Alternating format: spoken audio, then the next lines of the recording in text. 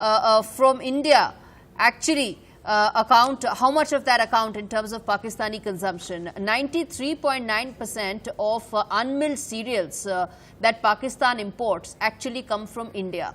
94% unmilled cereals that Pakistan imports comes from India. So now imagine the impact this is going to have. Then there is meat, then there is preserved fruit.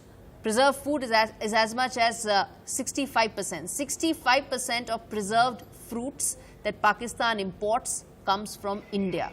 There is, of course, a long list. As I said, in some cases, it's as much as 94%.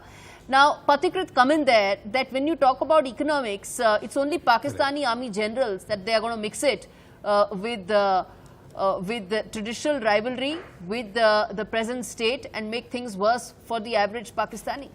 Gauri, let us understand that most of the imports that happen from India to Pakistan, most of it actually happens via Middle East, especially Dubai.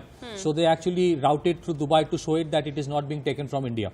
So even when they keep on saying that they won't be using the Britannias and the Daburs, they would keep on using it secretly, just as they keep on watching Bollywood movies through DVDs. Despite a ban. By banning it in the movie halls. So that's the treachery that they have played on themselves for a long time. Now let us understand the basic economic aspect of it. See, Pakistan's exports to India are primarily the fresh fruits. Now, if you don't export fresh fruit beyond within a time span, it actually rots. Goods, yes. These are perishable products that they export to India. So, total export is something around $383 million, which is minuscule for a country like India for the $2.8 trillion economy, and its own export base of India is around $500 billion. Yes. So, it doesn't matter much what. If we don't take those fresh fruits from Pakistan, most of it are, you can do without them also. But for Pakistan, especially for Pakistan-occupied Kashmir and Gilgit-Baltistan, that is their lifeline. And that's why you see there is a lot of disgruntlement in Gilgit-Baltistan and POK because of this ban, because they suffer the maximum.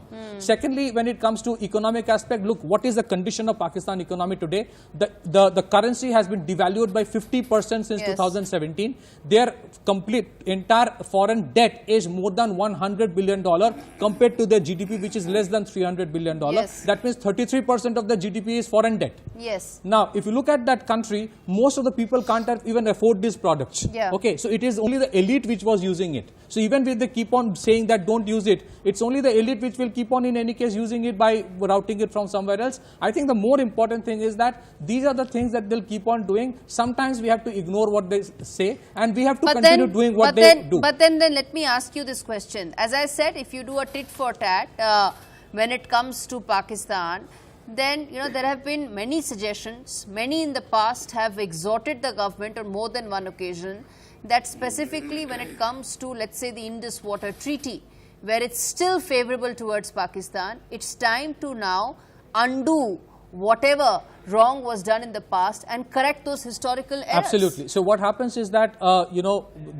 India was supposed to actually keep 20% of the water and the rest 80% are supposed to flow towards Pakistan. We were giving much more than that. Yes. So the government of India has started doing the right kind of thing in terms of constructing dams and diverting the water. But it is also a long-term measure in the sense that if you suddenly stop the entire water flow, which we ideally should do, then it can have impact within the country in terms of floods. So the management of the water is important. Yes, whatever is needful, do to harm them. But what is important is that when we counter the disinformation warfare, it is important that there are certain things they will keep on ranting, we should ignore, and there are certain things that they keep on deliberately doing for creating fissures within the country. We should focus on that. Economically, they have been pinpointed, put down, and we should continue with that. There is no doubt about it.